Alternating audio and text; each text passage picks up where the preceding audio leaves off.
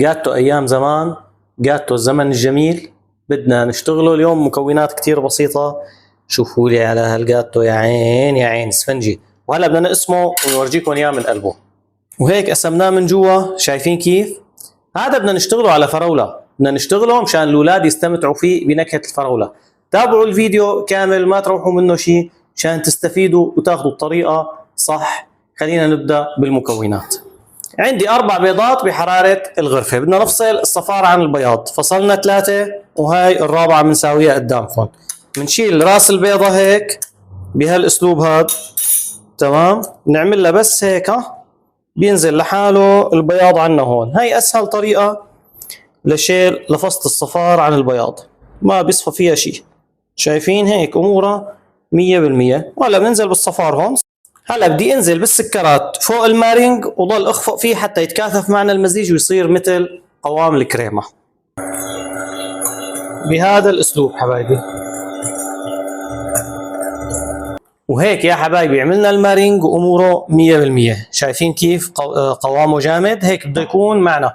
بتطالعوه من البراد قبل بساعة زمان مشان يزبط قوامه معكم، وبتخفقوه على سرعة عالية مع السكر، تطلع اموره تمام التمام.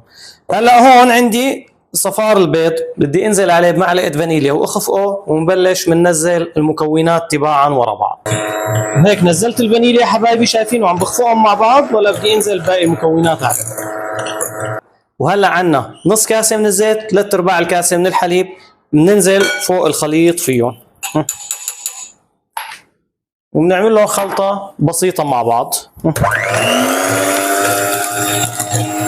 نزلنا بكاسة ونص طحين، بدنا ننخل الطحين، لازم ينخل. هاي الأكلات دائما المخبوزات بتحب الأشياء الناعمة مشان تعطينا القوام الصح. هلا بدي انزل عليهم بمعلقة صغيرة من الباكينج باودر، وبدي انزل عليهم بربع معلقة صغيرة من بيكربونات الصوديوم، بس هيك. شايفين ليش بيكربونات الصوديوم؟ بيكربونات الصوديوم بتجي اقوى من الباكينج باودر، وبتعطينا النفش الصح للكيك، وبتعطينا قوامه مثل ما بدنا تماما. هلا حبايبي بهي المرحلة خفق ما عاد فيه. هلا في تقليب بهي الطريقة. هي بدنا ندخل هوا لقلب الخليط، ونضلنا بنقلب حتى ياخذ البيض ياخذ كل كمية الطحين ويتجانس عنا الخليط وتطلع اموره 100%.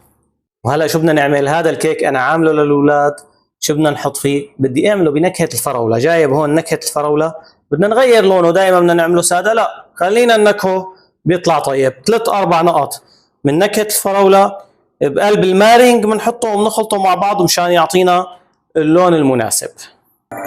شايفين حبايبي على هاللون؟ لون من الاخر.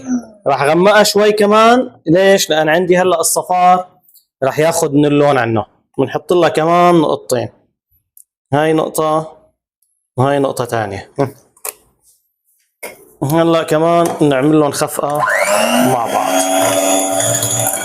وهلا حبايبي بناخذ شوي شوي من المارينج اللي عملناه وبننزل فوق الخليط فيه بهذا الاسلوب، وبنخلط شوي شوي حتى تتجانس كل المكونات عنا مع بعض. وهيك تمازج معنا الخليط، شايفين؟ واموره 100%. هلا عندي هون قالب كيك داهنه انا بالزبده منيح منيح مشان ما يلزق معنا الخليط، وبننزل بالخليط عليه بهذا الاسلوب، بنقول بسم الله الرحمن الرحيم.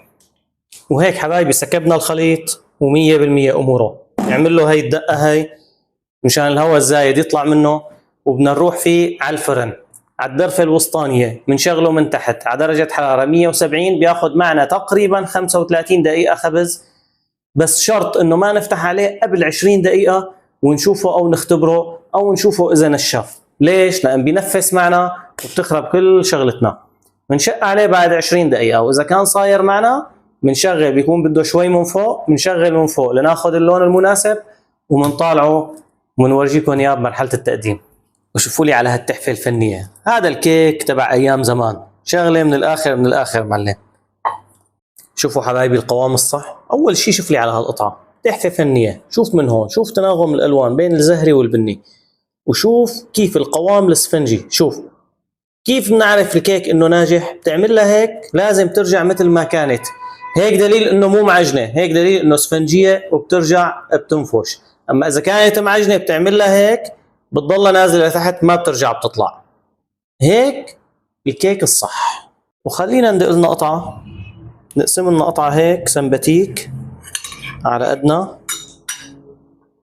شوف شوف شوف شوف شوف، وبنقول بسم الله الرحمن الرحيم. عن جد تحفة فنية، ما عم بالغ. ساووه إن شاء الله تعالى بتدعوا لي عليه. ما تنسونا حبايبي من اللايك والاشتراك، والسلام عليكم ورحمة الله تعالى وبركاته.